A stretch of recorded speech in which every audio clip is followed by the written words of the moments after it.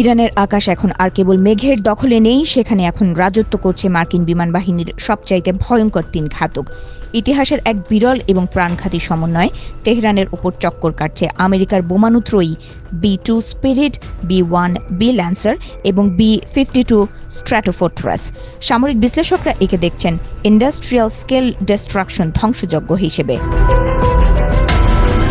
Operation epic ফিউরির প্রথম প্রহরেই নিঃশব্দ আতঙ্কের মতো হানা দিয়েছিল B-2 স্পিরিট। রাডারের চোখে ধুলো দিয়ে এই স্টেলথ বোমারুগুলো ইরানের শক্তিশালী বিমান প্রতিরক্ষা ব্যবস্থা আর কমান্ড সেন্টারগুলোকে তাসের ঘরের মতো গুড়িয়ে দিয়েছে। ফলে এখন অনেকটা অরক্ষিত হয়ে পড়েছে পারস্যের আকাশ। এই কাণ্ডল মার্কিন বাহিনীর জন্য ধ্বংসযজ্ঞ চালানোর পথ প্রশস্ত করে দিয়েছে। একবার যখন B-2 আকাশকে নিরাপদ করে তুলেছে, তখনই রণক্ষেত্রে প্রবেশ করেছে B-1 বি ল্যান্সার। এটি কোনো সাধারণ বিমান নয়, এটি এক উড়ন্ত মারণাস্ত্রের ভাণ্ডার। ৭৫,০০০ পাউন্ডের বিধ্বংসী পলোড নিয়ে এই ল্যান্সারগুলো ইরানের ড্রোন উৎপাদন কেন্দ্র এবং নৌ অবকাঠামোর উপর অবিরাম অগ্নিবৃষ্টি করছে।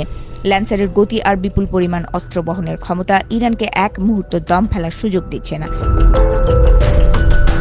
এই তাণ্ডবের তৃতীয় খেলোয়াড় হল B-52 স্ট্র্যাটোফোর্ট্রাস। কয়েক দশক পুরনো এই বিমানটি এখন এক আধুনিক মিসাইল ট্র্যাকে পরিণত হয়েছে। ইরানের মূল ভূখণ্ডের কয়েকশো মাইল দূর থেকে একের পর এক ক্রুজ মিসাইল ছুড়ে এটি দেশটির গভীর অভ্যন্তরে থাকা লক্ষ্যবস্তুকে ধ্বংস করে দিচ্ছে। এই দূরপাল্লার আঘাতের জবাব দেওয়ার ক্ষমতা বর্তমান পরিস্থিতিতে তেহরানের সীমিত। মার্কিন এই সম্মিলিত হামলার মূল লক্ষ্য হল ইরানের সামরিক মেরুদণ্ড ভেঙে দেওয়া। গত 2 দশকে গড়ে তোলা দেশটির ব্যালিস্টিক মিসাইল তৈরির কারখানা, স্টোরেজ বাংকার এবং লঞ্চ প্যাডগুলো এখন ধ্বংসস্তূপে পরিণত হয়েছে। শুধু তাই নয়, পারস্য উপসাগরের রেভলিউশনারি গার্ডের নৌঘাঁটিগুলো এখন আগুনের কুণ্ডলী। একে একে নিভে যাচ্ছে ইরানের প্রতিরক্ষা নেটওয়ার্কের প্রতিটি বাতি। তবে প্রশ্ন উঠছে, এত কিছুর পরও কি ইরানকে থামানো সম্ভব? আন্তর্জাতিক সম্পর্ক বিশেষজ্ঞ ডক্টর অ্যান্ড্রু ল্যাথমের মতে, মার্কিন বোমারু বিমানগুলো অবকাঠামো গুড়িয়ে দিতে পারলেও ইরানের মোবাইল মিসাইল লঞ্চারগুলো এখনও বড় চ্যালেঞ্জ হিসেবেই আছে। এগুলো ভূখণ্ডের আনাচে কানাচে এমনভাবে লুকিয়ে রাখা হয়েছে যে আকাশ থেকে সেগুলোকে খুঁজে বের করা এবং পুরোপুরি ধ্বংস করা অত্যন্ত জটিল এক কাজ।